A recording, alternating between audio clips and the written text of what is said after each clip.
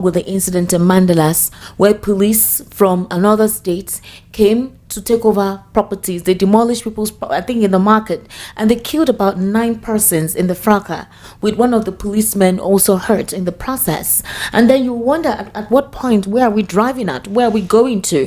Where things are done unilaterally without care and brazenness, and nothing actually happens to those who perpetrate this act. So in reaction to what happened, what's your take on this? You know, Esther, like Barrister said, when some institutions or institutions in a country is not working, or people are not making it to work, you see some idiot and please be careful.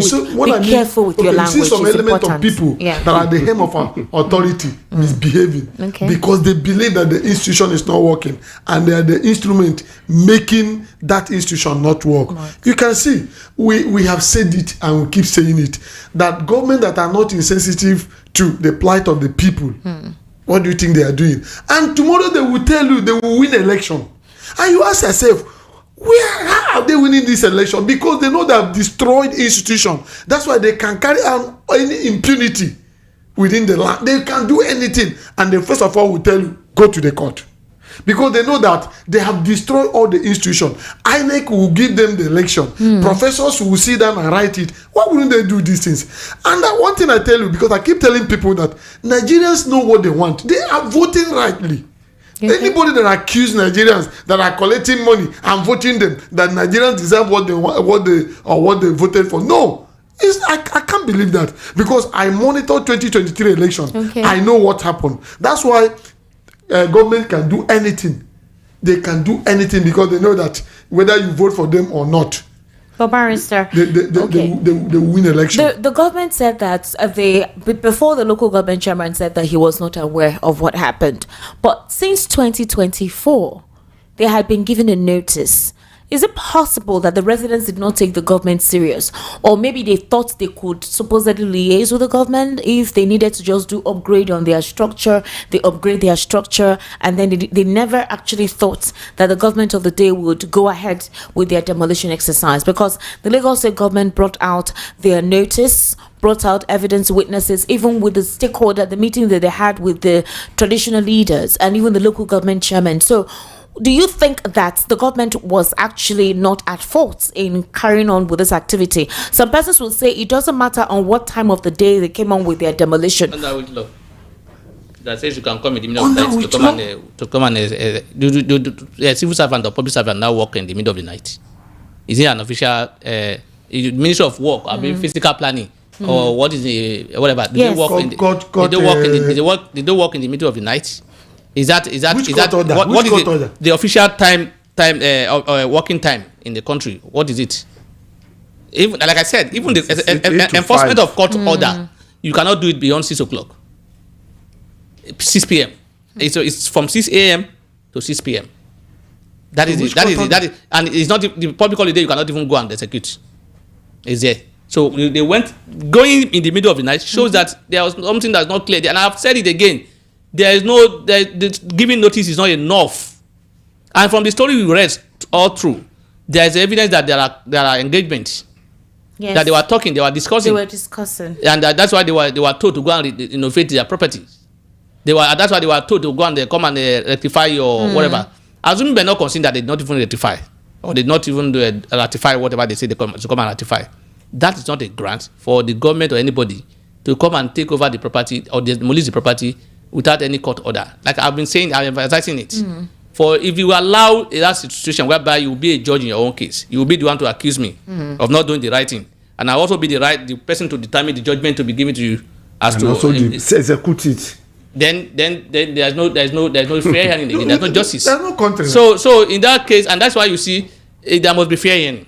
Yes. Everybody must be given opportunity. So in other words, if you know that they've not done the right thing, and they are sitting they are in a place where they are not supposed to be, you go to court against them, obtain an order of court, and then you enforce the order of court.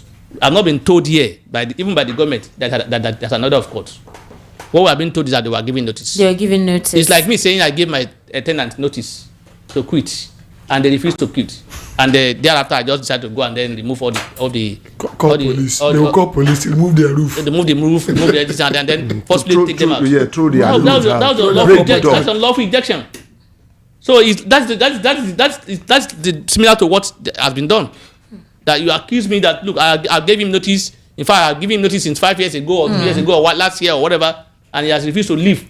So I have no other option than to forcibly take him out. That would be illegal. That would be inappropriate. So that is like what the government have just done. And it's unfortunate that it's coming from the government. It's unfortunate that the government is the one encouraging illegality. Because you see some people that will follow this. Government. There's some landlord will follow this trend. And tell you, exactly. Yes, they will follow this trend and say go to court. Because at this time now, they've achieved their aim. I'm telling you. They've achieved their aim. That house cannot grow again. They achieved their aim, yeah. They know that. And they know that. They just want to, they will shout. Everyone will be quiet. Thing is that they know that and the resident said in 2023, they did the same thing too. One of them said in 2023, their buildings were demolished. And now we're doing that recently. They've been doing that. You get even the time of Fashola, they did a lot of that. We remember how to Gbame, all this Morocco, those so many has been going on. You get it? Now, what happened is this: when they tell you to go to court, because they know they are in control of the court. So there's a way they will frustrate you out. Even if you get court judgment, how do you execute it? Is it not the same government you are bringing the court judgment to? Exactly. And you see again.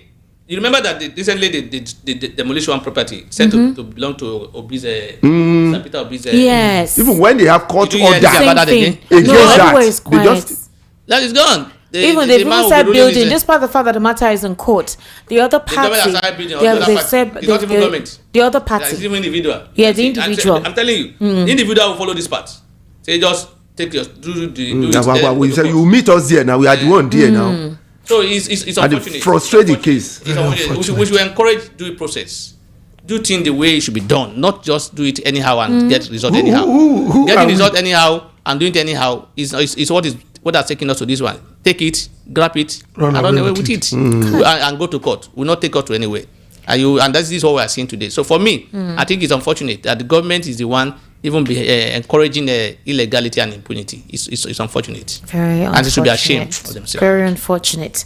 They interpret the law at will. The law only applies in certain instances, like the Natasha case. That's what I told you. I said we have two laws in Nigeria. There are two laws. We don't have two laws. No, what I mean that we have different enforcement of law. What I'm trying to say is this. You know what I'm saying. What I'm saying is that in practice and in paper, they are not the same. They don't practice what is in paper. That's what I'm saying. It's two different. For example, if you are, I'm coming. Is in their favor. They will practice it. They will practice it. That's what I'm saying. Okay, look at somebody that is jailed for 23,000 naira yam for 3 years, and somebody stole billions. Even return that money, and it's so free. You see, we make one error in criminal matters, in criminal cases. The allegation of stealing or crime of committing robbery, stealing or whatever, the amount stolen or the nature of thing involved does not matter. No, I'm not saying so the if amount. you stole 1 trillion naira, if the punishment the law says 3 years, 3 years will be given to you. If you stole just one tuber of yam and the law says 3 years, 3 years will be given to you. You don't understand what I'm saying. What I'm saying is that two people committed offense, even though the gravity are not the same.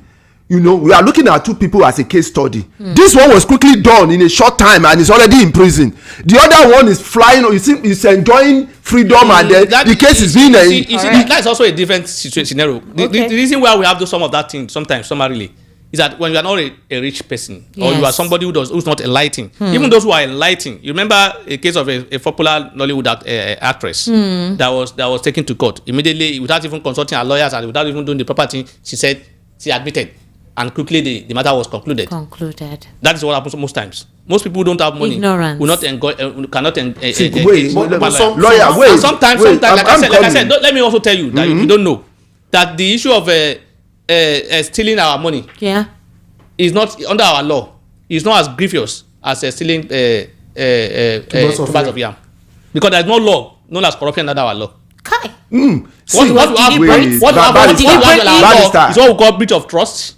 breach of trust. If you carry Nigerian money, yes. money is given to you and to do that is stealing. Is that not stealing? Hey, wait. It's called. He's talking about the technicality. I think this is that where is, the whole technicality of your law thing applies. This is where Nigerians are confused when you get to court. court. Charge you. They can charge you for stealing. They also most time what they do, they will not charge for stealing. So even stealing that we're talking about, breach of 2-3 years trust. imprisonment. They will say breach of public trust, or they will say diversion of misappropriation of funds. These are not as grievous as you being categorized. No, I don't agree with you. Barrister, wait, excuse me, I don't agree with you. I will tell you, wait, I don't agree with you. That's why when you get to court, when they steal so much, they do that because they know that they have that money to employ to get a lawyer that can scatter the whole thing when they get to court. Excuse me, wait. I am coming. Let me finish. I don't want us not to have a direction in this. You are agreeing with me. That's the point I'm making. The point I'm making is that look, I am coming. Let me finish what I'm saying. Mr. Lawal, he's coming from the aspect. He's a lawyer. Like he's a lawyer. When I'm coming, sir, when I'm coming. He's speaking on the technicality. I know. You are speaking to us. No. I'm speaking technicality. If you have money and you can get good lawyer, most of these criminal cases that you are talking about, you will not. They will not win it because you know why? Technicality on what is on the law. You know why? Those who are taking you to court did not even do the proper. They did not do the proper thing. I'm coming. Wait, Barrister. Look at this actress that I talk about. Yes. She has a good case. But because he was not properly represented. Yes, she just said, "I agreed. I admitted." I'm guilty. Let me say. Let me wait. Based on her lawyer's advice. Esther, let's take the case. Why, Barrister? She met there. Let's take the case of Yaya Bello. Let's take his case as a case study because it's clearing because the money was returned. The money was actually returned. So if you return that. Yaya Bello na the money where the money that which money? No, it's not the money. The money that was returned was the school. It was the school. So that's what I'm saying. Let me talk. You don't allow me to talk. No, it's not about not letting you talk. It's not about letting you talk. You want to be exact. Don't worry. Change the topic. Mr. Lawal, wait, I'm coming. Mr. Tony, hold on. He needs to talk. Mr. Lawal. The thing is, you explain into my mouth. You don't allow me to say what I want to say. You kept saying the money was returned. You kept saying the money was. You kept saying the money was returned. You need to be exact. Yahaya Bello did not return any money based on what is being accused of by the EFCC. Unless you're referring to the school fees that he paid in advance for his children. That is what we're referencing to. On national radio, we need to be specific with these things, sir. That's precisely what I'm talking about. However, continue. You change the topic because it will generate another argument. No, don't worry, change because one thing is this: if you slap somebody and the person cries, some people will listen. Even if you don't speak to anybody about it, but the fact that you are crying, some people will listen and want to ask why you are crying and want to fight for you. That is what they call justice. Justice doesn't necessarily, excuse me, I'm telling you, justice, that is why when you get to court, they will get you a lawyer. If you don't have, they will give you a lawyer. Is that not true? Is that not? You know that. So let's be clear. Let him land. Then don't want to just change the topic. What I know, see, because I do. You don't see. This is something that is clearing to us. You are telling me that there's a technicality. That's why I'm telling you that is why we have people complain about Nigerian judiciary that they don't have confidence. And you keep saying the same thing that everybody is saying, that when you have a good lawyer, you can do technicalities, you can do. When something is clear to everybody that this thing is this. Esther, I can't sit here and not correct this kind of impression. It's a wrong. These are wrong impression. I understand. You see, the lawyers doing the work in court. The fact that you say, you see, law is not about it's not only one-sided. It's not one-sided. The fact that you say the case is clear may not be clear. What is clear to you may not be clear to other people. And when in cases in court, if I'm a judge today, for example, I'm a judge. Let's assume I'm a judge today, and as I'm here now, something happened, and I witness everything. The next day, the matter is brought to my court to determine the case. I will not tell them not to give evidence that I was there. The person, they must give evidence. The person who brought the case to court must establish that thing happened. If he was not able to establish, I would not say because I was there that I know that you are right. I will throw out your case. Because you are the judge. You are the judge. That is the law. You can't. That is so the law is not totally different from what you are saying now. And what you call technicalities is part of the law. Yes. In other words, what you see, you as a lawyer, see what other people will not see. That is tiny. You use the law to back it up and defend your case. Like for example, let me give an example of a case that I handled. Somebody, there's an issue regarding debt. Not even debt. As far as I'm concerned, it's not debt. But the former lawyer that was doing it said debt. And he admitted that my client was owing. He was representing them. And he said they should agree that they are owing. And they draw terms in court to that effect. And when I saw it, I said, it's an investment. This is not debt. Somebody invested in my business. And the business crumbled. Not even by my own fault, by his fault. Because he came and destroyed the business. After destroying the business, I said I should refund the money. And I said they now enter terms. The other former lawyer engaged by my client said they should admit that they will refund the money they are owing. They did terms of settlement. In the terms of settlement, they now said Mr. A is agreed that he's owing Mr. B so amount of money. Mr. C shall issue a check of so amount and give to Mr. B. I shall issue a check as security for that money. That was consent judgment that was entered terms of judgment. They now went to they want to execute the judgment against my client. It was a company, not him. Okay. So are you getting my point? Yeah, it was a company, not him. Then because he signed as for the company, they said he's the one. They want to go and sell it, take over his house, and he was arrested by the police for that again, for fraud, or that basis. And he got to know about that. I went there and I saw it. I said, where is it? So I saw it with the independent of the police. I said, there's no judgment here now. There's no debt here. He said, what are you saying? Like, did you not see this? You don't come. People will start and start. See that it's clear here. You do not see that he's owing. He's owing. Yes. I said, yes, he's owing. He said that there is owing. But there is nothing in that judgment that say, pay Mr. So on this money on so and so day. I said, there's nothing in this judgment that say you should pay. What is here is that there's an admission that is owing. So that admission can just be a basis of another case in court. To say, based on this judgment though, he's owing me. Court, ask him to pay me. I was making that debate. My client, one of the person that is my best client today, he followed that man. He was saying, don't listen to this lawyer. He's just trying to collect your money. That thing that we have gone to 3 years here, that they said we don't have any case. And he's telling you, summarily, we tried, the senior police officer that was there, later, it's all listening with me. And he said, this lawyer is right to. They allow us. Meanwhile, I have quickly filed a case in court for the court to determine whether or not this and that. Summarily, we argued the case in court. The day we are arguing, my client told me that he will on his point because the judge was rolling on me. Wow. The judge was rolling on me, asking me. And even to the rest of the almost all the lawyers in the court were saying, this lawyer. Yeah. Because I tried to explain myself. When the judgment came up, it was in my favor. The court said, if I have my way, I will not go this way. But that is the law.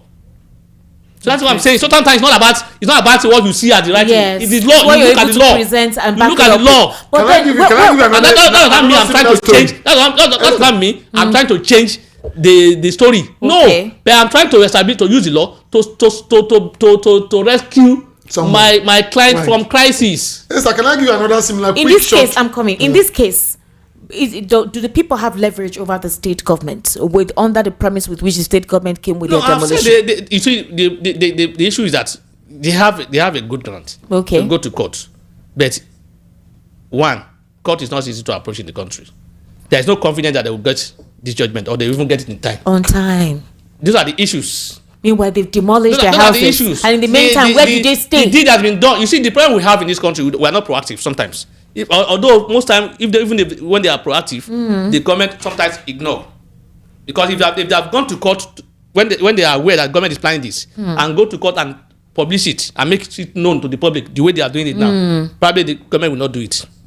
But sometimes we say, let's trust the government. We cannot be fighting government. We cannot be fighting. But sometimes you need to take steps. You're not fighting them just to protect yourself in case.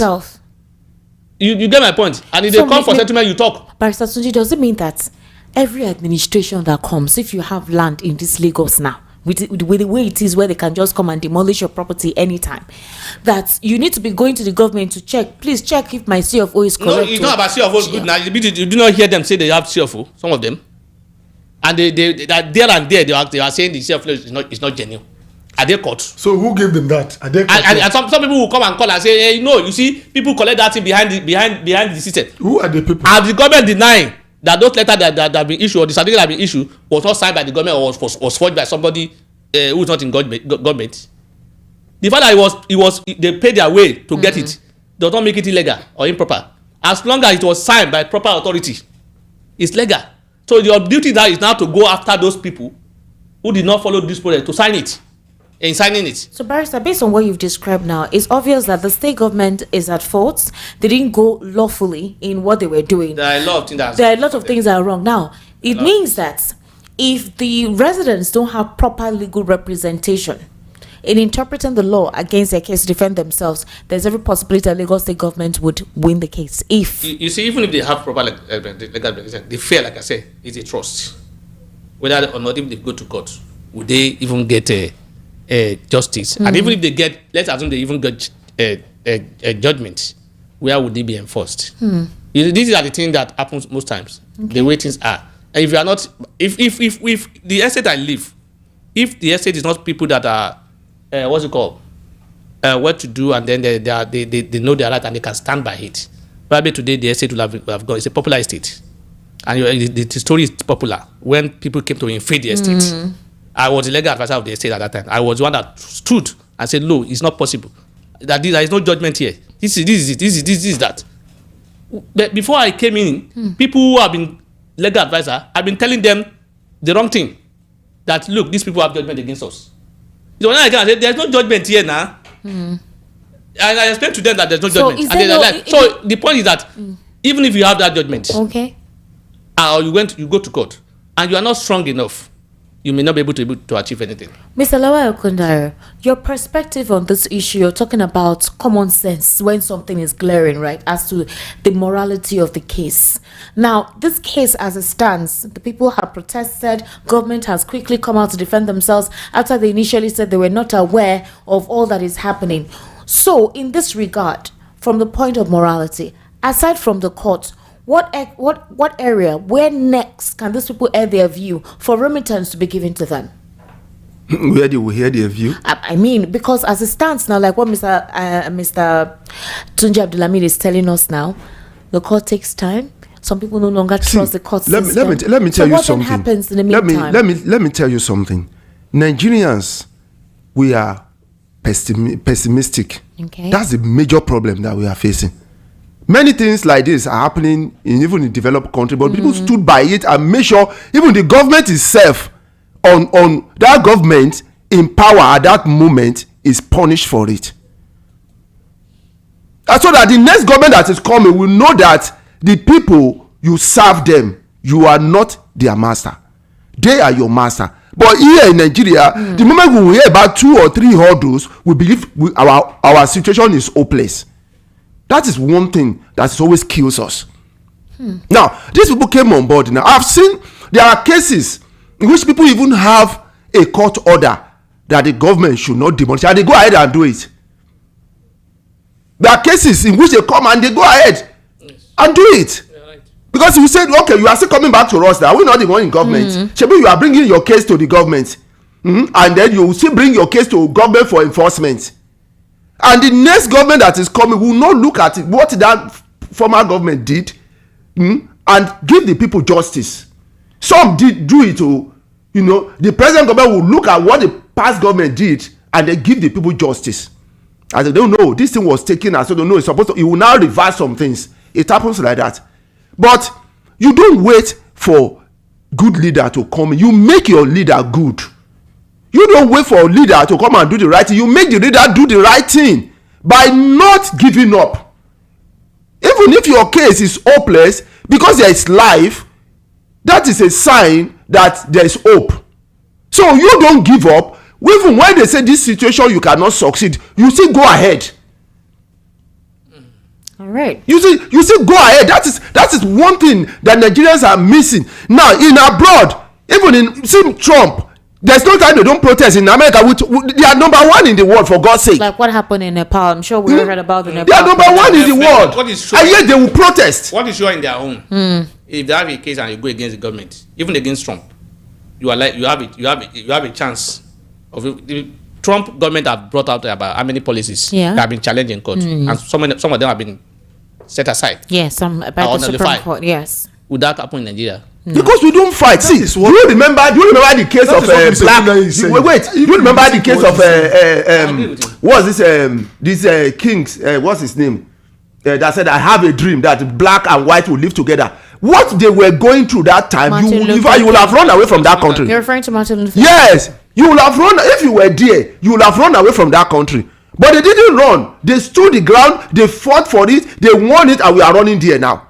But they didn't run away. Look at South Africa during apartheid. If it were Nigerians, we would have run away from our country and leave it for. No, are you not running away now? People are running away now. They keep where are we running? Instead of us to stand our ground and fight this injustice and fight for the right, we just be running. What happened in 2020 with the NSAS protest? Where did it take us to?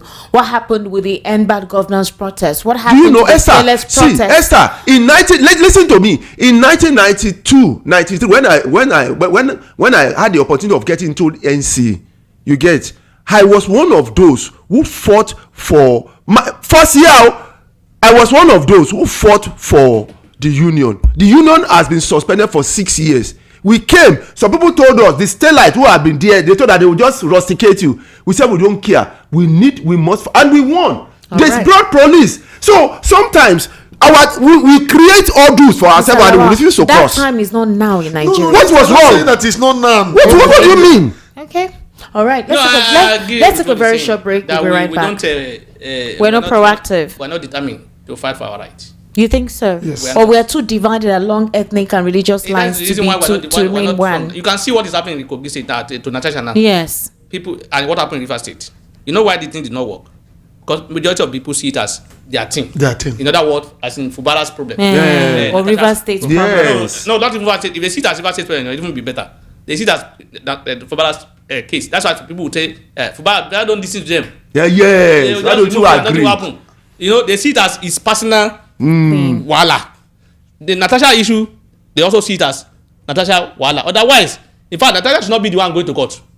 Even the constituents, her constituents. In fact, the whole Nigeria should be going to court on her behalf, but they see it as it's a wala. Let us settle their case. Right, you are you the only first person that somebody will make that passes out? I mean, we took a very short break.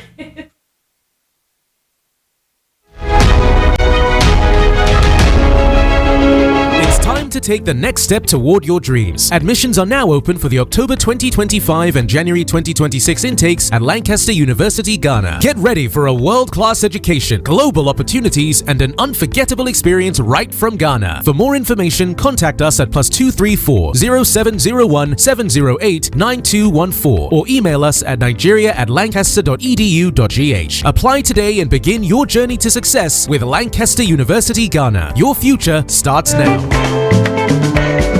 Customer, welcome. What do you want buy? I want buy changeover. Cutout fuse and distribution board made of 100% heavy duty copper. Oh, come, I get am. See, I'm here.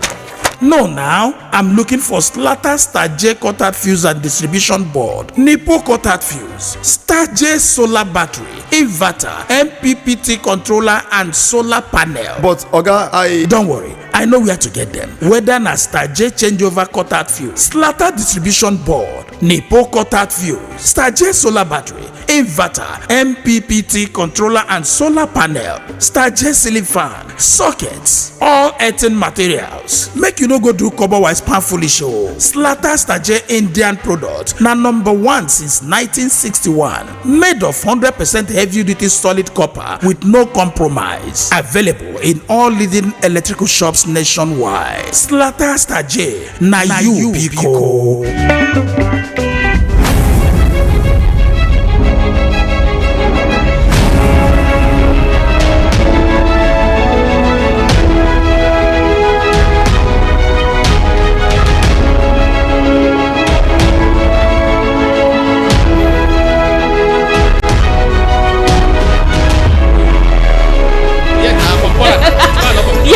Your state is having issues.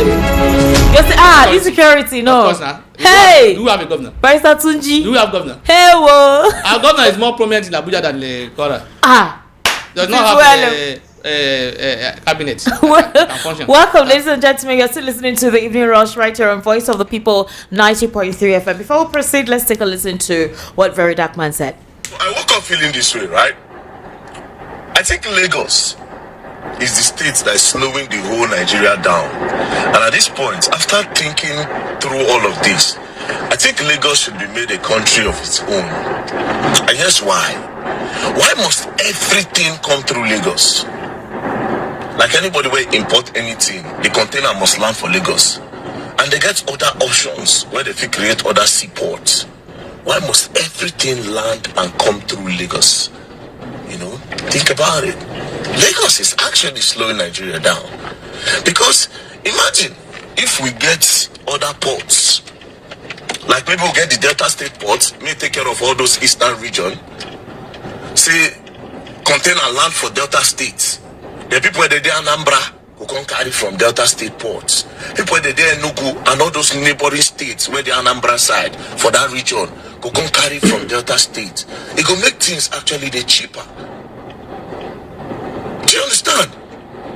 Come to think of it, Lagos is really slowing this country down. Make I park. None of it's making sense. Lagos is our problem. Lagos is our problem. Imagine say we get ports for Kogi. This land for ports. People are there, Abuja, Kaduna, all these neighboring states for that region. Go come carry from there. It could actually make things day cheaper than when everything land in Lagos. Not just that. Bro, international flights. Most of the times people go through Lagos. Every other international airport okay for Nigeria, they just call them international airports, but they are abandoned. You cannot actually connect to like major countries from every other international airport apart from Lagos. Yes, some of them come to Abuja, but the main people fly from Lagos.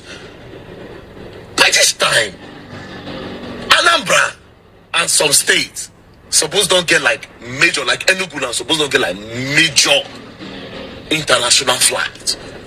Those states where we say we they travel steady, Edo people they travel steady. Why don't we have an international airport where we and Delta states could use? If they really want this country to grow, Lagos is supposed to be a country of its own, because Lagos is actually slowing the growth of Nigeria down. Entertainment is in Lagos. The big companies are in Lagos. Production company, the big ones are in Lagos. Lagos should actually be a country of its own. And I think my Igbo brothers, at this point, why wouldn't they fight for Biafra? They could have seen the fight. So may they leave Lagos. May they break Lagos away, or may they distribute within the go Lagos to every other state. Yeah, that should be a fight. Yeah. Because all these big Igbo businessmen, now through Lagos, may they fight, may they carry ports come Delta State. So that all these ones so they get business, Onitsha main market. Bro, these people know what they are doing, fam. Where all the senators, where they represent all the states, I think this is what you should push for if you truly desire, say, make Nigeria grow. Come be like, saying that the stakeholders of Lagos State, no wonder when they'll say revenue of Lagos big past Ghana. All right, the modus operandi, the focal point of what Very Dark Man is supposedly trying to insinuate is like there's a economic conspiracy to ensure that Lagos becomes the only economically safe and viable state across the federation. But you remember that the responsibility for the development of these states is for the governors who are elected. That's one. Two, in aspect of the seaport, so Nigeria currently has 7 major seaports, though it previously had 8 before a reform consolidated some of them into 6. Okay, the 7 ports are the Lagos Port Complex, Tinkan Island Port Complex, and the newer Lekki Deep Sea Port in Lagos, the Calabar Port, the Onne Port Complex, and Rivers Port in Rivers State, and the Delta Port Complex. Now, for the Lagos Port Complex, it's the first and largest port in Nigeria. It's located in Lagos. Also, the Tikan Island Seaport Complex is also in Lagos. It handles international goods and it's the second largest port after Apapa. The Lekki Deep Sea Port is a newer, modern deep sea port completed in November 2022, also located in Lagos State. Then there's a Calabar Port, which is located in the eastern part of the country, where you can call South now, as it's being, regionalized. Then you have One Port Complex, situated in Rivers State and serves as a primary channel for Nigeria's oil and gas exports. Then the Rivers Port Complex, located in Rivers State, near Port Harcourt. Then Delta Port Complex, which includes the ports in Warri, Sapele, Burutu, and petroleum terminals like Escravos and Fokedo. But here is where things get dicey. They say some of these ports are really not active as they ought to, and that's why most of the goods coming through Lagos, and that there's continuous financial allocation for the maintenance of the seaports in Lagos. So the question is, remember that we try to educate ourselves. We don't want any sentiments attached. He also made reference to the fact that Lagos is meant to be a country. Yesterday, if you were on the evening rush, if you are listening to us, some of the supporters of this administration say that when they were talking about the North always wanting to have power, that please, if that is the case, then the Southwest can have their nation on their own. They feel that economically they can stand alone, that the other regions of the country really relies on them, meaning that the rest of the regions needs the Southwest to survive economically. What would you have to say to this? I'm going to start with you, Barrister Tunji Abdulhamid, and then Mr. Tony Mbata. Please go ahead, sir.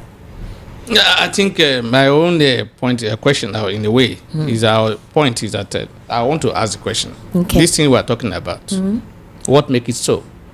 Or is it because the Lagos people decide to say we want to situate everything in our state? You don't forget that Lagos State was a former capital territory, and naturally it has water and some other things, and because of that, there's this benefit. And that's why when people talk about the president must come from our region, must come from my country, from my state, must come from this and that, I don't see how it makes sense to me. Okay. Because if you are talking about all this inequality you are talking about, in a way, the imbalances, we have presidents from other part of the country that have been there. Why did they not do anything? So because you cannot blame this situation on ground now on the current president or anybody from Lagos State. It wasn't their deliberate effort. It wasn't them that did it. The first, actually, Bola Ahmed Tinubu, the president of the country today, is the first president from this Lagos. Okay. Not even. But he was first democratically elected governor, right? In Lagos State. Yeah, you will not tell me it was one that. The governor. Those things you mentioned are federal issues. So you can't say it was because he was the one that introduced them or brought them there and then showed that these things are there. He wasn't the one. They were naturally there. Okay. And the people who have been there before now, who are the president or who are other in charge, did not deem me fit to say, let's reallocate this thing to balance it. They refuse to do anything. And that's why when people talk about it must be our own, I ask them question, what will be your benefit? Different from my home, from my side. I am a Muslim. When people were saying they were supporting Baba Buhari because he's a Muslim, I say, look, okay, as a Muslim, what does that benefit? Differently from what other people do not benefit. So if you think in this manner, probably we'll get it right. I don't get the basis for this argument. Okay. Because the basis for this argument is not to blame. I just hope that it's not to blame the current president. No, so it's not to blame the people of Lagos State or the governor of Lagos State. So what he's trying to say is that, for example, there is what you call economic accessibility imbalance. That's where that's why we're educating ourselves here. The thing is, Very Dark Man has a very large following, and so if things are not properly put in context, you have some people leaning towards his line of thoughts, and that's why we want to educate ourselves. Now, in aspect of economic viability for states, is it the responsibility of the federal government or the responsibility of the state government? The viability of the state regarding what we are economic talking about viability now. of the state. Regarding this area that we're talking about. I think one thing is this: there are two forms of development. Sorry, there are two forms of development. We have the state responsibility of development of the state, and we have the federal government responsibility of developing the whole country. So, if federal government is going to develop, it has to cite it in a particular state. That is it. So now, like what Barrister said, now makes a lot of sense. That many presidents, even head of states, have come from different regions and they have concentrated their development in some other areas apart from their own region. Even it's something that affected even Olusegun Obasanjo too when he was president. Some people complain that development did not come to his area. Southwest. You get so now we have Jonathan there. He comes from south and he didn't even bother to develop Port Harcourt this thing. But when Buhari got there, he developed dry port in Kano. Do you remember? He created dredging. He did dry port there where you can you get. So now you can see what he did, and you can see what these other ones did. You can look at Babangida was there from the middle belt. Abdul Salam was there. Gowon was there. Who came from there? Is that not it? So you can see where some of these leaders have come from. Okay. Apart from that, let's even go to the lawmakers who could even compel the president to take actions. Akpabio is from where he didn't even talk about the port in that is the region. He's not talking about it. We have there was a time Okadigbo. All these people were from even the Igbo area. They didn't even bother to talk about. Everybody were talking about their own. Mr. Kundaya. Can I come? Mr. Tony Bata, go ahead. Go ahead, sir. You see, the issue we have in Nigeria is that we don't have leaders who are focused to develop Nigeria holistically. They are sentimentally biased because of whatever they think. And most of the leaders we are having, when you think about the leaders, who are those leaders? They have never believed. Most of our leaders, I understand to be corrected, most of them have not believed in the unity called Nigeria. The only thing they know is that they are making money for themselves. So they want to do things that will favor them and favor the place, particularly where they are coming from. They are not looking at Nigeria as a nation to develop, so that the more we are bigger, the more we grow. Now, when you say about the Senate president and what about and Merem and this, let's start from the military regime. Let's start from the state creation. What that very dark man was saying, he thought he was talking with what he's seeing on ground. Even allegedly, Ambode was somebody that said this. Why do we have every time we have Tinker, we have a problem at the Tinker, no container is moving. Can't we decentralize all this here? Now, you ask yourself, when there was a time Port Harcourt seaport was working very, very well. Wow. Why is it not working? I serve in Sapele, AT&P. That is the Ethiopians. I was meant to understand that British, from there, they were carrying plywood to their place. And before now, those things were working. Why are they not working? Why is it that government in power are not thinking to make sure they develop those places? Look at the road that most of these trucks are going. They are not in good shape. They are not in good shape. People are dying. Why are they not developing? You made mention of who are these people? The leaders. That's my question. The leaders. You are coming back to this same now. If I talk about what that you are still coming back to what we've been saying. Who are these? Who are we to blame? That's the point. The leaders. I said the leader. But the senior president is a leader now. The president can only make a law. Who implement it? Remember you said here. I talk of implementation or enforcement. Which of the laws? See, the way this country is structured. Yes, okay. Which of the law? Which law? Most of the law. Answer the question. Most of the law made. How many of them that have been? No, they didn't make any law that has member. Excuse me. A house member came to the house. Listen. Sorry. A house member came. Sorry, sir. A house member came to the house and said that all the irrigation processes they are doing in this country, that the Southeast they didn't even give one. Even the one they approved, no finance. Who are not giving them? That's what I want to know.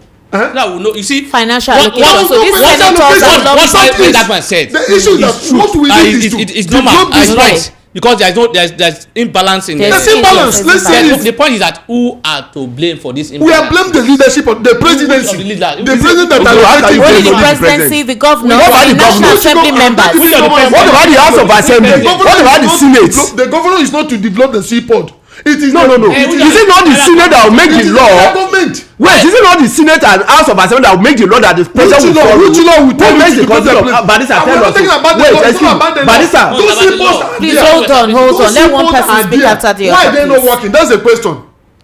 The one they appropriated, why they not giving money to develop those irrigation and dams and in our federation? We are saying the same thing. My one question is, who are these people that we're talking about? They are leaders. They are presidents. These leaders have names. We have so former president Jonathan Obasanjo. We have Yar'Adua. We have what's it called? Who again? Head of state. I don't even go to that head of state. Here is why this is a topic of conversation. There's pressure on the resources in Lagos State because of this imbalance, because of the economic viability and safe haven in Lagos. It draws all and sundry to the states. Remember that the mass of Lagos State is small. The number of persons in the state are so many. The facilities needed to take care of the people that reside in Lagos State is not enough for the people that come here in large numbers. And if you now consider that people who come here to reside need certain services provided for them, which may not be easy to actually tackle. And that is why we're saying that if that method of economic viability cuts across, Lagos State will not feel that so much intense pressure. I'm coming, sir. This is where Very Dark Man is coming. So the question now is, why is there no concerted effort to decentralize this system in such a way that each region can become economically viable and not dependent on one state? Okay, let me. Okay. You want to say something? Okay. Let finish your thoughts. What I just want to say is that see, in development in a country like Nigeria that runs this type of let me just say now that that's why you have a tiers of government. Okay. That's why it is distributed across. Now you have the president, you have the governors, and you have the chairman of a local government as the executive heads of each land. Yes. Then you have the lawmakers, you have the federal, you have the senate and the rest making law for the presidency to follow. We have in the state making law for the governors to follow. We have the local government we have the councillor making law for the local government to follow. I am telling you, I use this local government Oshodi Solo as an example. It's a very big place. If you have a place as big as this Oshodi Solo in another state, and this place is developed, before you know it, traffic will come to that area. Do you know that? Human traffic will come to that. People want to live in that area because there's a business there, there's a source of income in that, even if it's ordinary agriculture. Now, what I'm trying to say is that all of them across board carry the responsibility because all of them have resources to make use of, and all of them have the law to use, and they have people who will make the law to make the area dynamic to develop. You get what I'm saying? That's why when I talk, I dish out the president's own, I dish out across board. Local government, look at this as big as this place is. Okay. If you have just farm, we need to go to another topic. Barrister Tunji Abdulhamid, recently the Northerners were complaining that when it comes to allocation, that Lagos State was receiving more allocation, and the response of the state government was that the reason why is because, number one, in terms of population, Lagos State is very popular. You can also have most of the federal whatever establishments and all here, and even not just one region uses all of this uses this facility. Almost every Nigerian uses the facility, and that's why there's concentration there. The question is, why can't they decentralize or deconcentrate this with a concerted effort from the presidency to enforce, from the National Assembly to make these laws and start it off immediately? Because as it seems right now, with the observation with this administration, they are pushing for regional independence. If you listen to a lot of complaints coming from the supporters of this administration, they're heading on with the fact that we have helped a lot of people. We want to preserve our region. We want to determine who comes to stay in our region. And we want to isolate what is considered our own wealth and our own resources. Forgetting that it is the contribution of everyone. So how do we ensure a democratically well-balanced economy, good point, judiciary, do you understand, and sense of citizenry within this administration? Esther, you have made good points. Okay. Very Dark Man made good point. In fact, he said good agenda. Okay. But the issue is this. You see, we're having this continuity of this thing they were talking about, or these debates, because most people from other regions are not up to their responsibility. The leaders. Okay. When I say the leaders, I'm talking about people at the National Assembly, people at the House Assembly, the governors. They only play policies of selfish interest. That's why when some of them come and say, I want to align with the party in power so that I will bring development to my state. These are the kind of development I expect them to bring. Did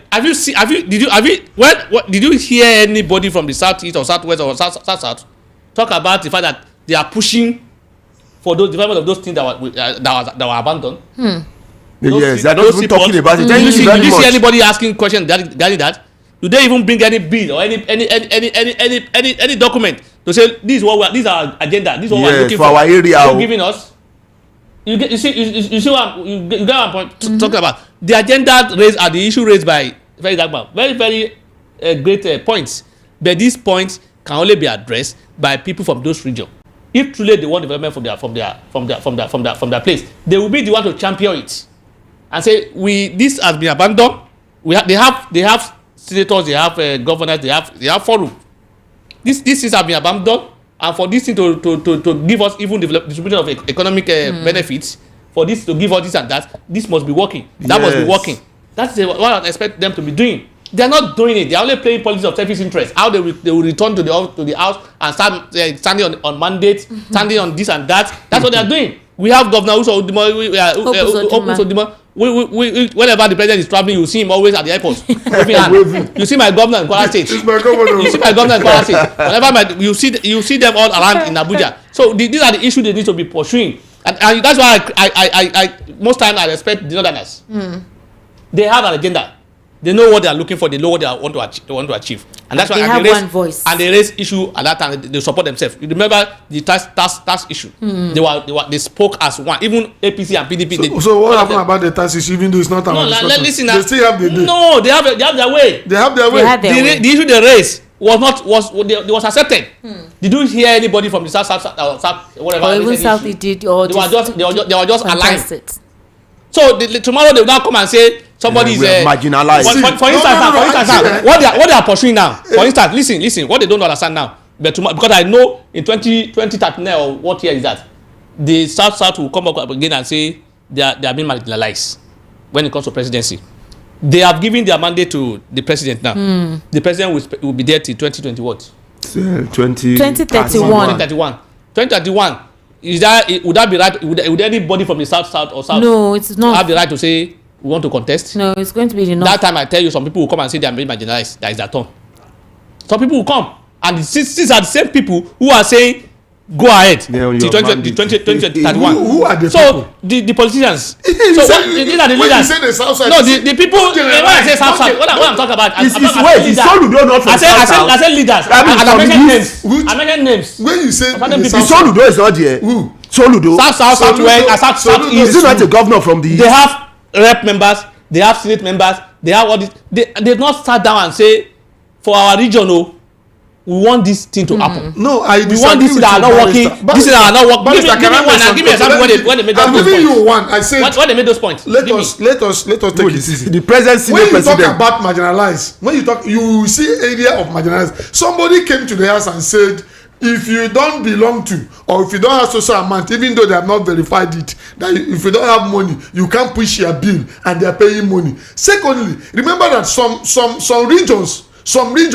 the number of the people, the other regions are not the same number coming by state. How many senators come from southeast? How many senators come from south or south northwest? When you look at these things, some of your bill you can push it, you cannot get majority. And wait, sir, let me learn. Let them even push it first. Look at Natasha. Look at the way Natasha. I'm making a point. Somebody told you that they have pushed for these dams, and he made mention of dams that the one in southeast have never been approved. Even the one they said that. When was it moved? We had it. All of us saw it. Who and when? We saw it. They said money allocated. That the one in southeast have not been. And somebody stood up from the house and said it's oversight, and they will correct it.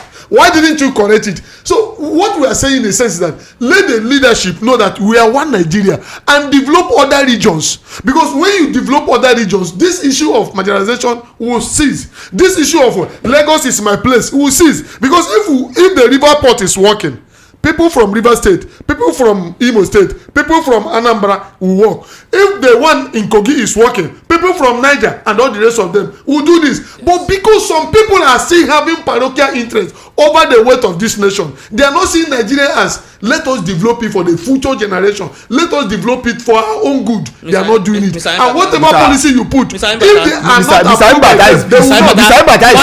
Why I agree all your points. Why I agree that all the things you said are to be done. My point is that I will still blame the leadership from those regions for not pushing. Some of them did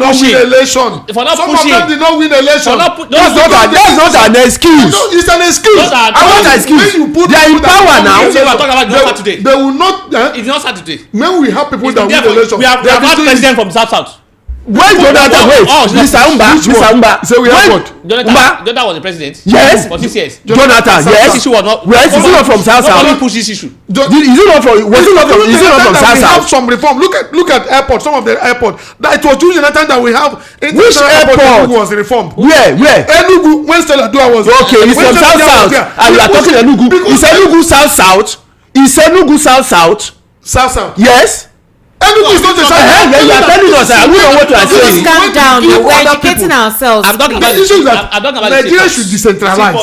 Yes, I agree with we you. need. Nobody is. We agree with you. Don't blame this senator. Modality is what we're talking about. You can't blame other people for your negligence and for when you don't have a right majority in the house, how do you push it? I feel let them bring our force. They are pushing. When they want to push political bill, they know how to get the members. Because those people are not representing people. No, they're not representing people. So you are saying that's why institutions should work. You are joining them. You are joining your leaders. Mr. Tony Bata, the problem.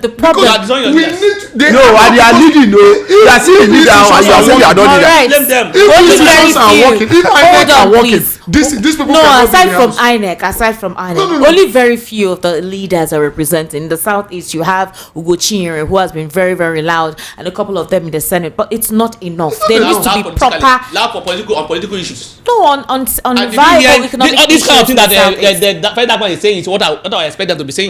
Exactly. Or to bring it up. All right. Bringing it up. Very, very quickly, because we need to open the phone lines right now. We don't want our people to complain. Okay. We're going to look at INEC chairman complaining that there's little or nothing they can do to sanction political elites from campaigning. Early campaign has begun. Barrister Tunji Abdulhamid, very quickly, why would INEC chair say there's nothing he can do? For example, if you go to Abuja now, you see billboards already. Campaigns have begun. INEC is saying that right now, the Electoral Act is since 2022 that there is really no stifling measure against political elites from campaigning ahead of time, but that it's wrong that they're already campaigning when it's not yet time based on the schedule, but they went ahead. The APC is claiming that it was the opposition that started campaigning first, and so they cannot sit by while the opposition starts campaigning. So there is heavy campaigning right now amongst the political elite, yet the schedule for campaign has not yet resumed. In fact, some state elections have not yet been complete. So how do we realize talk about this particular issue before we open the phone lines very quickly? If you want my sincere opinion, they are not. I won't miss my word. It's very difficult to enforce based on Nigeria's situation. For example, now I'm sitting here and somebody is posting my poster in Abuja. I don't even know about it, and you want to punish me for it. Presume you don't know. No. Sometimes these politicians. Support they can be overzealous.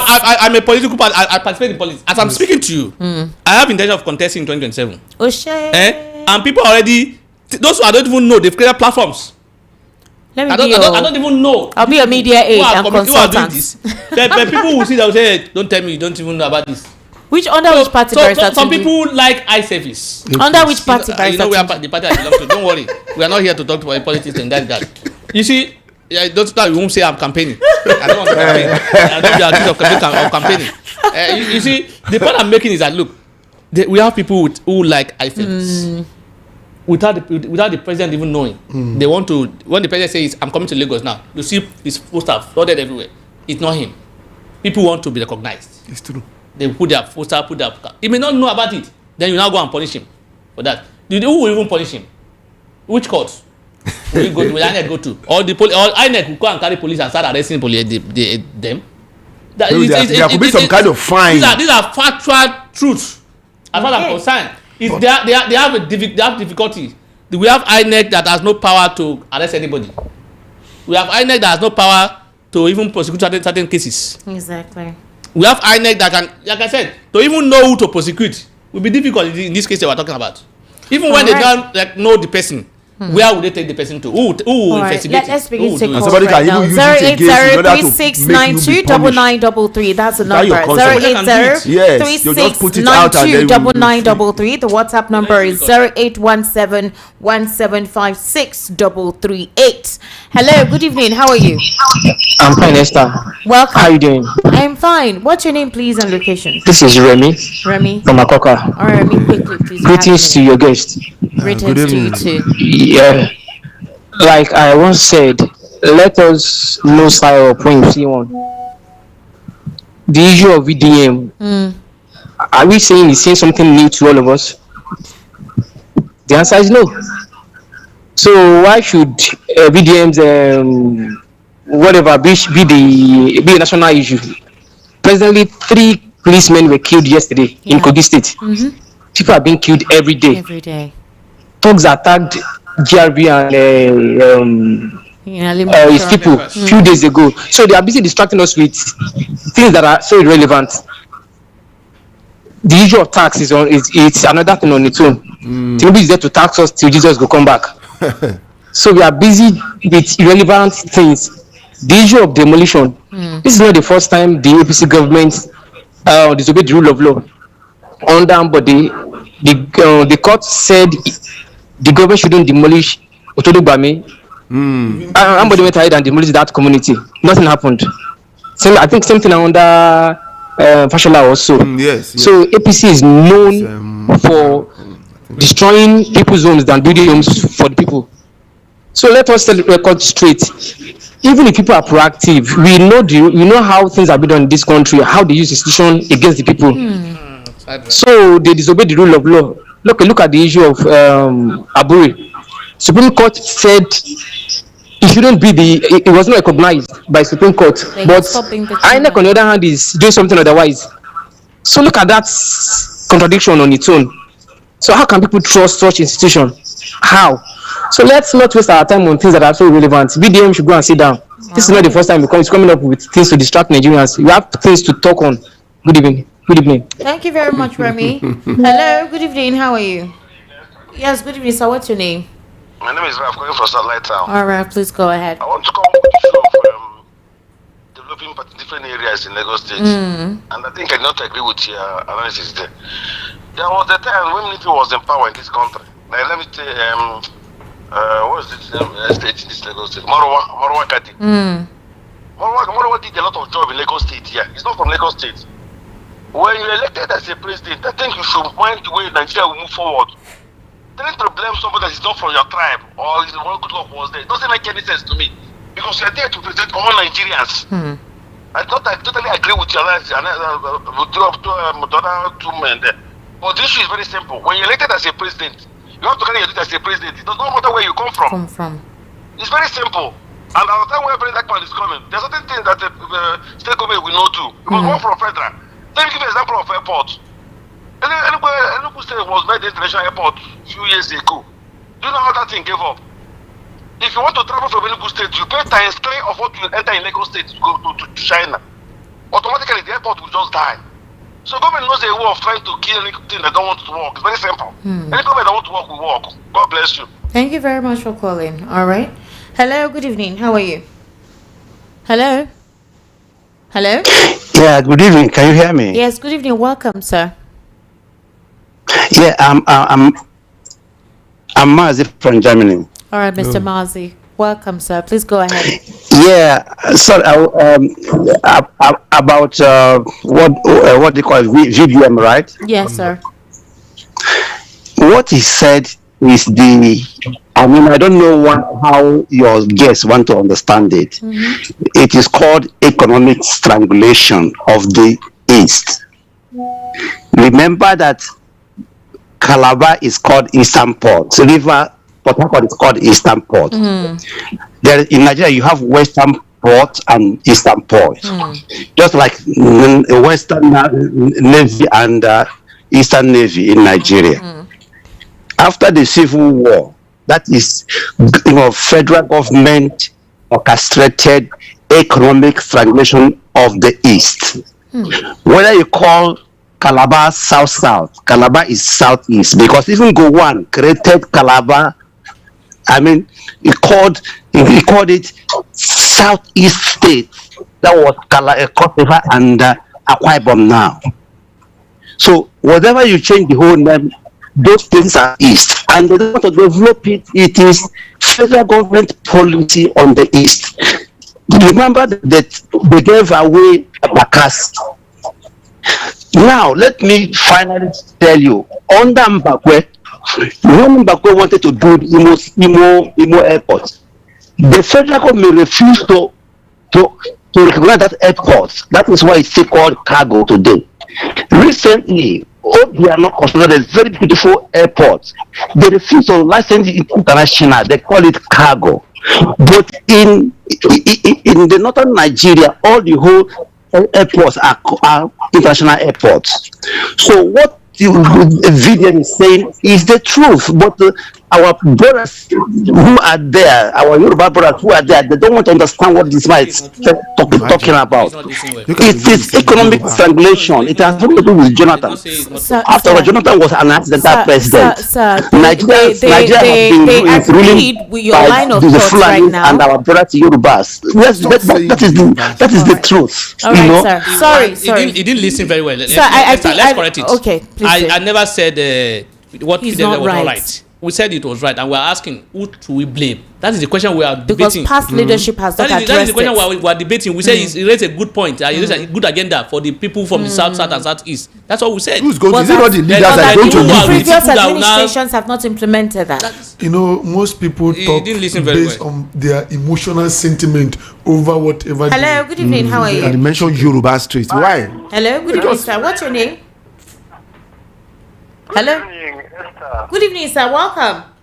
I'm the gentleman in the house. Welcome, sir. Yeah, my name is Chukwemeka. I'm calling from Egondo. All right, mister. Please go ahead, sir. Yeah. What the gentleman in the house said is correct. I mean, the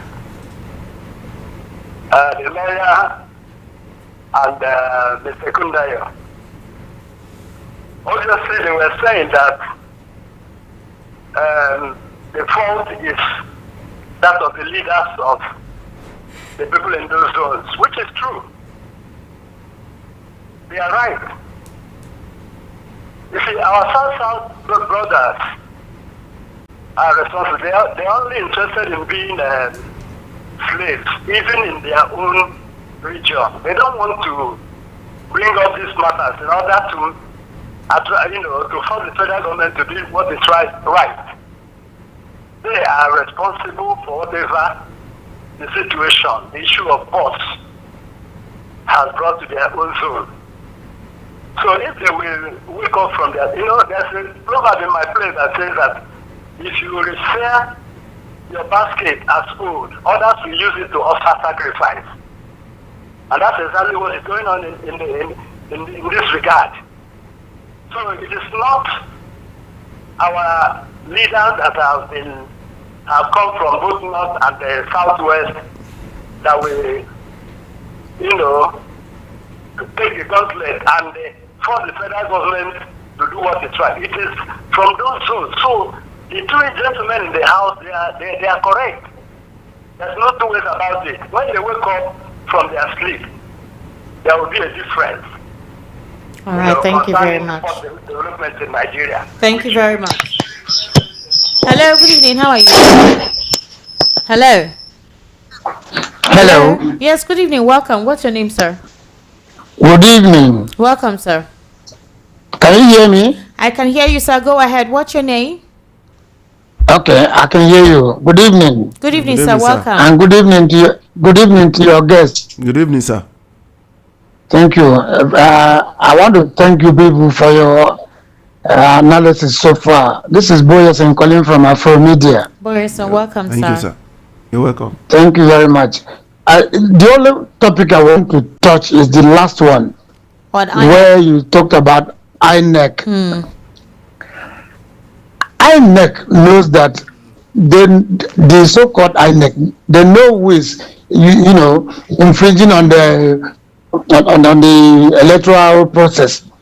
It was this same President Tinubu who started it by going about, scheming here and there, those who are endorsing him to contest for 2027. What did INEC do?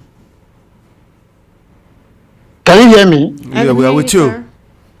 Yeah, so INEC did not do anything, but now they've come out to say people are trying to political parties. What did they do? That's why we are complaining that as it is, as it stands today, APC, this party APC, they are just full of that propaganda. Do different things, say different things, and it is still not helping us. And we continue to say electoral process, electoral reforms, this, that, yet nobody is doing anything. The National Assembly is doing nothing because they are under the tutelage of the same president. So how can we, I'm asking your guests now, your guests, how do we get out of this mess we find ourselves? Thank you very much. Thank you very much, sir. Thank you, Mr. Boyson. All right, we'll discuss that. Okay, let's just take a few calls as well. Hello, good evening. How are you? Hello, sir. Good evening. Good evening, sir. Calling from Badagry. All right, Mr. Godspout, please go ahead. It's very easy for we to start blaming Lagos State. Me, I believe that development is local. Now, as you said, each of those 6,000 Niger Delta states, they have been given 13% revenue. The question is, what are they doing with it? You understand? Me, I'm not blaming Lagos. So Lagos is even motivating other states to do what is right. So I think we know the problem we know the solution to our problem, which is decentralization. But at times it's not how we lay blame. The state governor, the revenue, the fact, everything that is given to them, let them begin to develop. Development is local. Thank you. Thank you very much. All right, 0036929933. That's a number. Okay. Hello. Good evening. How are you? Hello. Good evening. Good evening, sir. My name is good evening. I greet you. Greeting to you and to the guests at the studio here. Thank you very much, sir. Good evening. My name is Mr. Henry, and I am calling from Ikotu. All right, sir. First, I want to agree with the agreement and analysis of the lawyer, the man from Kwara and the other one. Okay.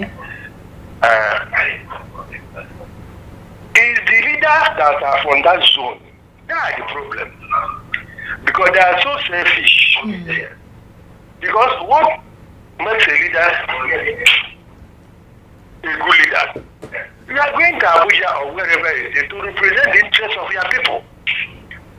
And they all know that the best thing for us in Nigeria is to decentralize some of these commercial hotbeds.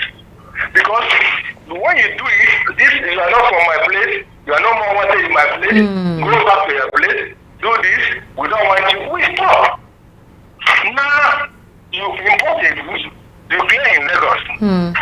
The money you spend to take your container with the bad road and the hazards you meet on the road, down maybe to Aba or Korakot or Onisha, the money you will spend, most time, outweighs even the money you spend in importing the goods.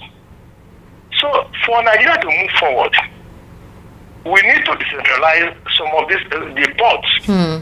The Calabar ports, all effort must be put for it to start working. The one in Port Harcourt, all effort must be put to make it start working. The one in Warri. But I agree with them. Our leaders, our representatives at Abuja, in the House, Senate, what are they doing? The minister, what are they doing? It's them that will push it. Mr. Ambassa was saying that there are minority in the House. Let's move it. Let it be known to everybody that it was shut down. That they move it, that they do not agree with you. Move it. Let their voices be heard. Let the Senate overrule it. But they are not moving it. They are all interested in what they will gain personally. So I want to thank them. I agree with them. Thank you very much. Thank you very much, sir, for calling, all right? Thank you. Hello, good evening. How are you? Yeah, hello, good evening, Lester. Good evening, sir. Welcome. Yeah, this is Mark Modest. Welcome, sir. Yeah, anything about very dark man's topic is not a new thing. If everybody can go back to check one of the reasons why Nnamdi Kanu started agitating for Biafra, this was a meeting he had with Orji Okano and begging, if you cannot give us good hospital, airport, international airport, and seaport, even if it's one in the southeast, that's the reason why Nnamdi Kanu started agitating, because Orji Okano turned him down on that topic. He said he will relate it to federal government. Till today, nothing was done about it. That's by the way. Now, secondly, when this Mr. Mbata talk about that Southeast people, whether on the law, they don't win election. If you check, even Alex Oti was even trying to do something about that seaport and airport in that Abda, but because he's a Labour Party person, they are not even saying anything. They are not even buying the idea of any opposition that is bringing any idea. Even they even give allegation that Alex Oti ate money for school Koneko because it's not their party. But if it is under APC now, they will start cornering everything. It's just that it's obvious. Those people did not win election. The people that the original people like Alex Oti and this what's the name Ugochie that can stand and people will hear their voice. They are not listening to them. They are listening to Opus Adema. How will I call it? Oche Baba government. Oche Baba governor. I beg. These people know what they are doing. It's not a new thing to us. I beg. All right. Thank you. Thank you very much. So let me take some messages, okay? I'll take some your messages now. Good evening, family. Barrister, the people putting the posters are writing their names and their support groups in them. The Tinubu posters in 3rd Mainland and Airport Road have names and images of the sponsors. So what INEC is saying is not true. If you support INEC position, try to put Obi or Atiku images in strategic places now and see what politics, DSS, SSS, Army will do. Amici from Mafuluku. Wow, interesting. But that's not INEC. No, that's what INEC has no control of the police. Okay, it's a known. Good evening, Esther and gentlemen in the study. Please, Esther, I have noticed something about tribes, especially those ones sitting with you. Why do anytime you come up with the marginalization going on in some regions like VDM did, some tribe will try to blame it on their leaders? My question to them is it their leaders that develop Lagos? That is my question to them. And Paul from Agor Palace. It's a known fact that our leaders are not representing us rather than their pockets, and we're not the ones that voted them in. I rest my case. Yes, all right. I'm from the north.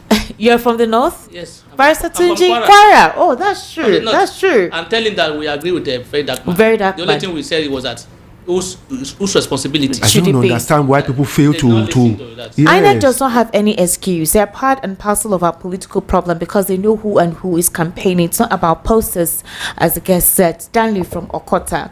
Good evening, Esther and your analyst. What VDM said is nothing but the truth.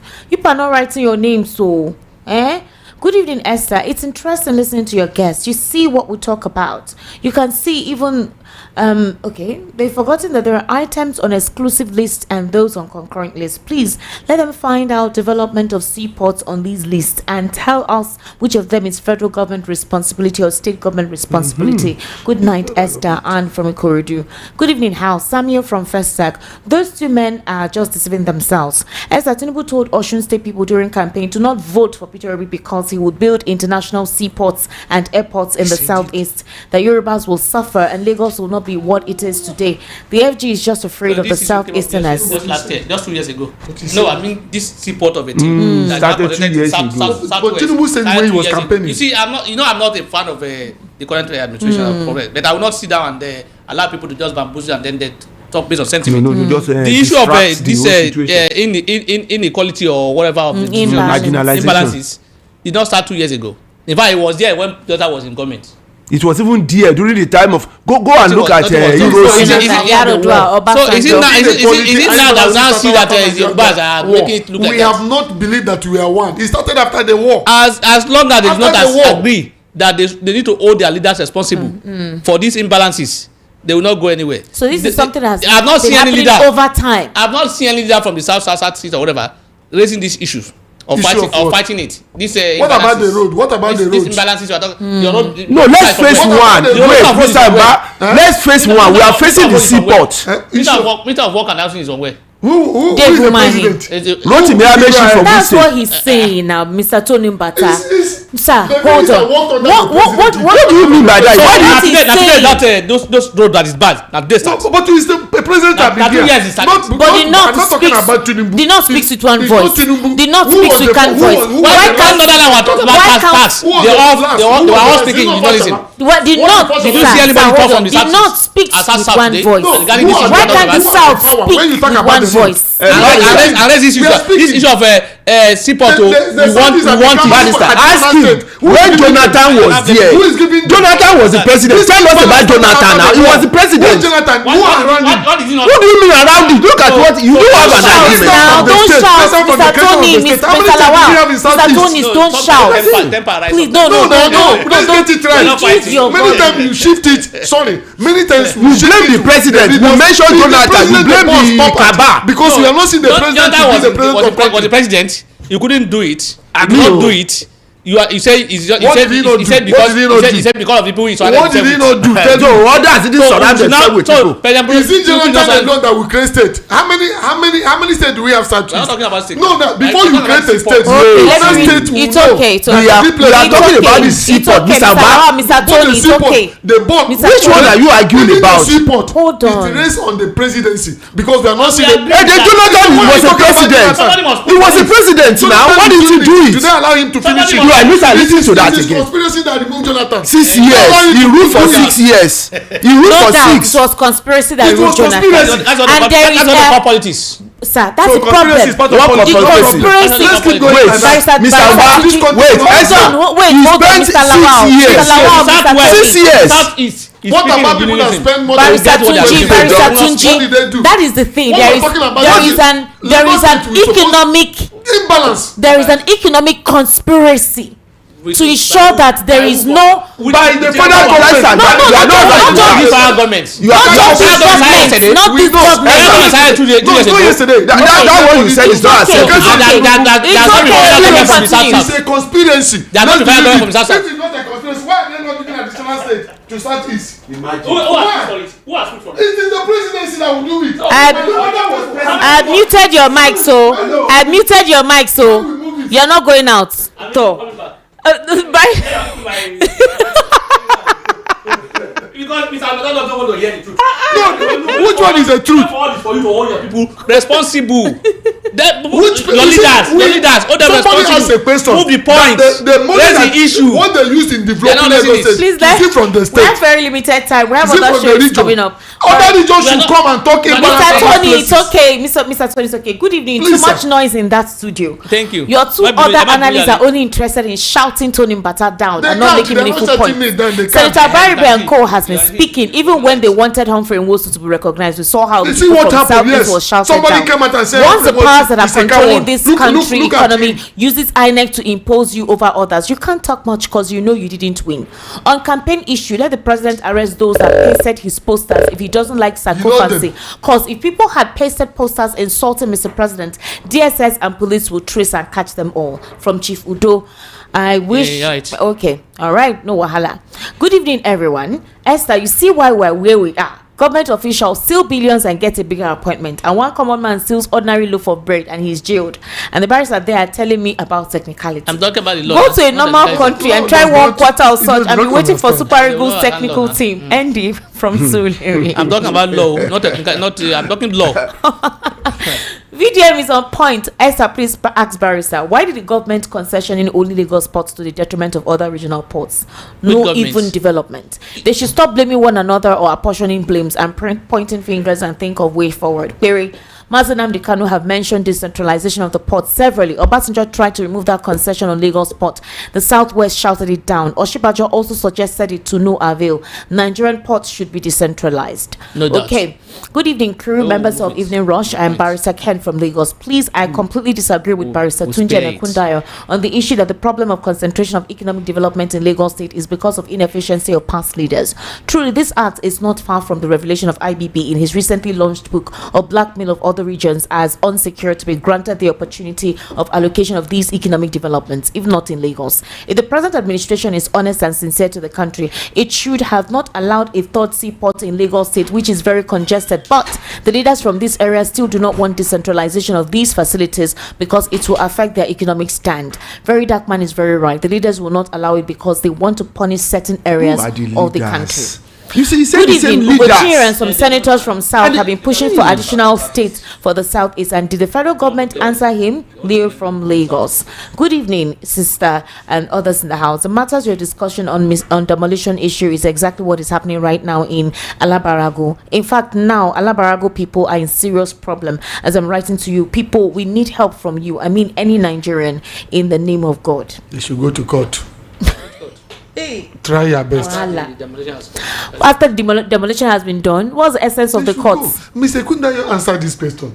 Because Nigerians are not doing what we're supposed to do. Good evening, everyone in the studio. It's not today we have known this, and it's Barrister Chief Agumo Darlington that made me to know that on a port is bigger than Lagos Port Authority. So let us see if they will change. Is that true? Yes, on a port. Go and check.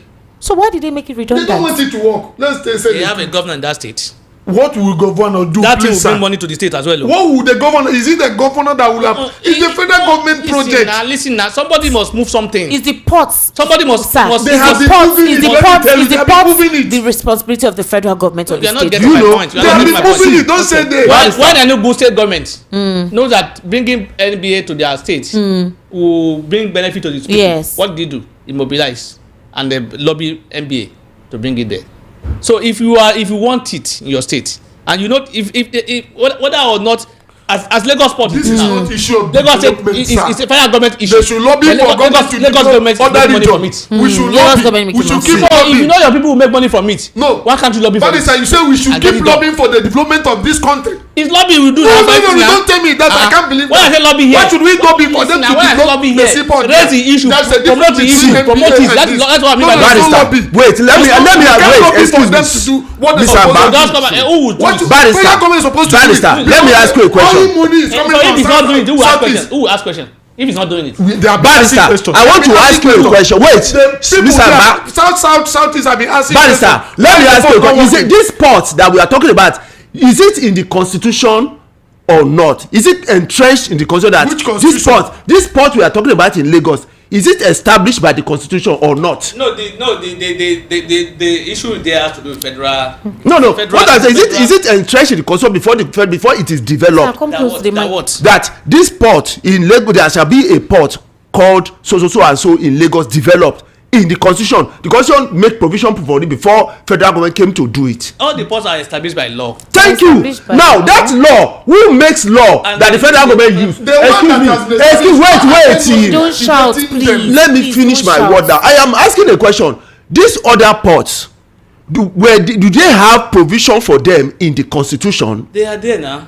Then if they are there, and the federal government is not doing what is entrenched in the constitution, why is the assembly not calling the president to order? That is why I'm asking. Why is the senate not calling the president to order? Their leader and the to push this issue. We have been calling them, not that they are not calling them. So I mean, give us one. Ugochiri. Give us one. Ugochiri, I'm going to talk about this report. If we have go and check, go and verify. We have been calling them. It's a conspiracy to the people of Southeast. It's a conspiracy. You see, federal government They will talk about politics. They will talk about government. It's a conspiracy.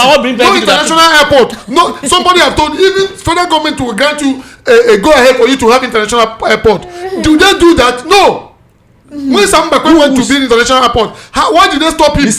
When the governor of Enugu State is interested in making their airport international, he did not. Have they granted him? They call it cargo.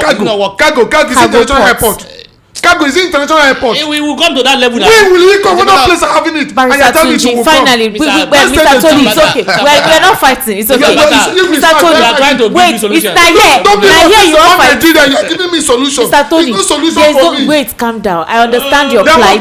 Sir, I understand your plight. The Nigerian government This issue did not start today. Mr. Tony, we have federal government.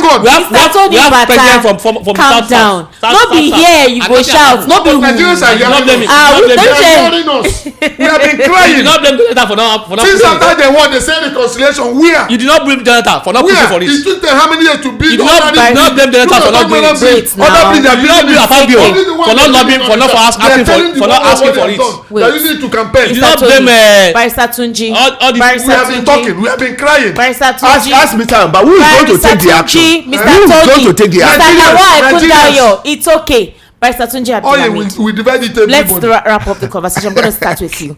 Would you agree that there are conspiracies in economic viability across the region, and how should that be quickly addressed? Very, very quickly in a minute. There is no doubt about that. Okay. Everybody agree to that.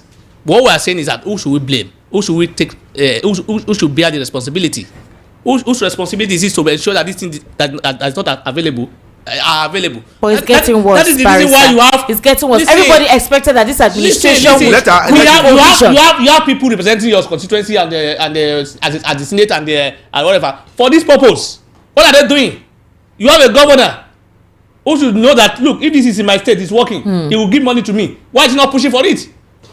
All right. You expect me to come from Kwara. To come up where you have your own to push for in the Kwara. Mr. Barrister, my state. Mr. Lawal Ekundayo, what's your final take, please, in a minute? See, my final take is very simple and clear. One, put sentiment aside. From 1960, this has always been the thing that divided us. These are the things that brought up the Civil War. It's still this sentiment and tribalism that caused that civil war. Go and find out very well. The white man ruled us for 100 years. We all worked together to chase the white man away. We were not divided. Okay. The moment the white man left, we were splitted by ourselves, by our leaders splitting us across board. And that thing still goes on up till now. Now, you see, because of the fact that we that are being ruled, the masses fail to understand that division is caused by selfish politicians who also hold on to power and take over the resources for themselves only. All right. Mr. Tony Mbata, there are talks that the Southeast specifically will shield their own and blame others for their inability or the inaccessibility or a couple of issues that they are going through, rather than calling their own out. Is that the truth? It's not truth. Okay. The Igbo man, they say Igbo man is highly egalitarian, and the Igbo man is the only person that can tell you if you are brother, if you have done something wrong, you say, what you have done is bad. Okay. Look at Chibo Kadibo in the that's an Igbo man for you. But what I'm saying is that Nigerian problem is Nigerian problem. Not when we have problem because of this economic conspiracy. They will say our leaders. Who are these leaders? They have no. They can't win vote. Nigerians. What we are talking about is that the other port, other international airport there should be given equal attention. This is the federal allocation money. Federal government should do it. Not saying that the governor, the ones the governors have pushed, some back where I know when he went to bid international airport, the federal government refused to grant it. And some other places, look at Obiano, Anambra State, whatever, they call it Gago. What happened on a port? Port Harcourt port, they should give it equal attention. Stop saying your house members, your leaders, because they are causing the problem. How many states do we have in Southeast? How many states do we have in other states?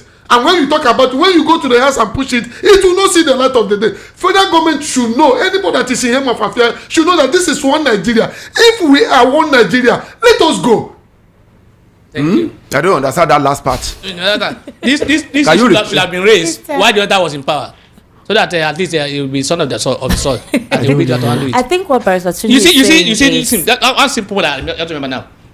Their own is contesting. Wait, now let him finish. Their own in person of His Excellency Mr. Peter Obi is trying hard to become president. Look at the south east and south, and look at the governors. Who are they supporting? Obasanjo, when Obasanjo... No, answer that question. They are standing... No, answer the question. They are standing on the mandate. They are standing on the mandate. Tomorrow they will come and say, they will be saying what Mr. Bala is saying. What about Obasanjo? That was why I mentioned Soludo. He couldn't answer it. I mentioned Soludo. Obasanjo first time. Did the Yoruba support Obasanjo? Yes. No. You are not supporting that people. P2B. What was P2B with Ladies and gentlemen, I have turned off their microphone. Thank you so much for being part of the conversation. We have other shows coming up right about now. We sincerely do appreciate your inputs. My name is Esther Wachuku. follow our social media handles on our VOP 903 FM. It's 10 minutes gone past 9 o'clock. Thank you very much. We'll see you tomorrow. Mr. Tony Mbata, thank you so much. Barrister Tunji Abdulhamid, thank you so much. And Mr. Lawe Kundayo, thank you so much. Have yourself a good evening. Bye for now.